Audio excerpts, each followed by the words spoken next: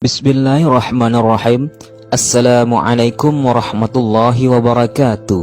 Menyebut nama Barbarossa, mungkin yang ada dalam pikiran kita adalah karakter bajak laut jahat yang namanya sudah melegenda.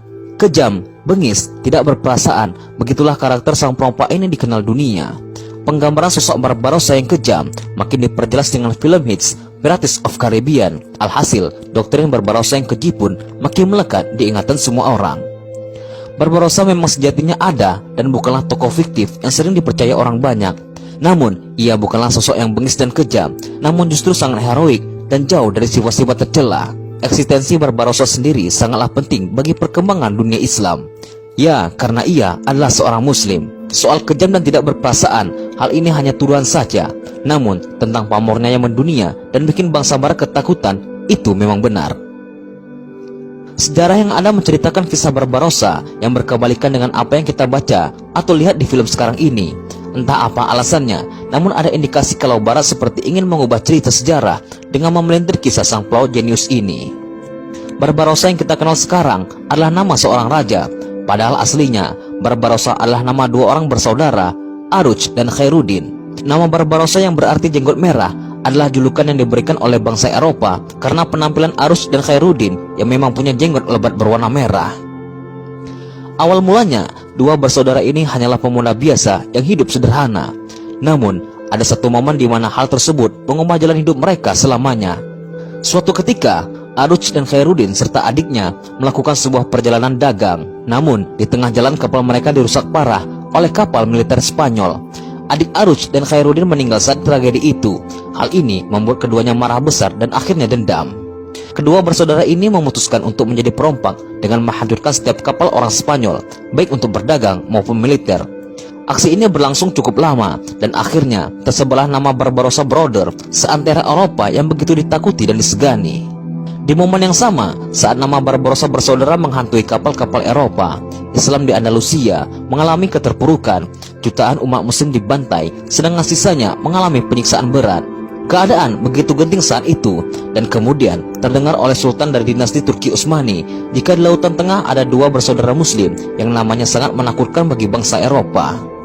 Singkat cerita, Barbarossa bersaudara mendapatkan kepercayaan Sultan untuk menjalankan misi penyelamatan para muslim di Andalusia. Dua bersaudara Barbarossa pun menerima perintah ini dan mereka sukses besar. Dengan berbekal pengalaman kelautan dan tempur handal, keduanya bolak-balik berhasil menyelamatkan sedikit demi sedikit para muslim. Hingga pada akhirnya, Barbarossa bersaudara diserahi tampuk kepemimpinan pasukan elit Janissary. Di tangan Barbarossa bersaudara, Kesultanan Turki menjadi salah satu bangsa dengan kekuatan militer laut paling menakutkan. Banyak misi-misi yang berhasil dilakukan, misalnya penguasaan beberapa daerah yang dikuasai oleh orang-orang Eropa dan pasukan salib. Salah satunya daerah-daerah di utara Afrika yang strategis.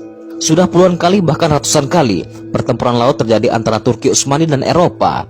Namun mayoritas dimenangkan oleh Barbarossa bersaudara.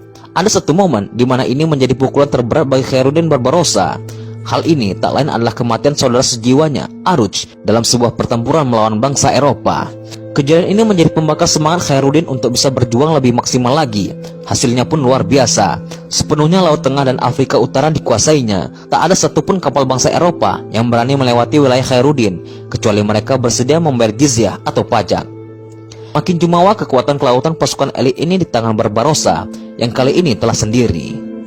Perjuangan paling heroik dari Barbarossa atau Khairuddin adalah ketika ia dihadapkan dengan Andrea Doria.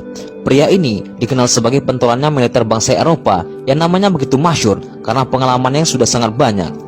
Andrea Doria dipilih karena sudah tidak ada lagi yang sanggup melawan Barbarossa.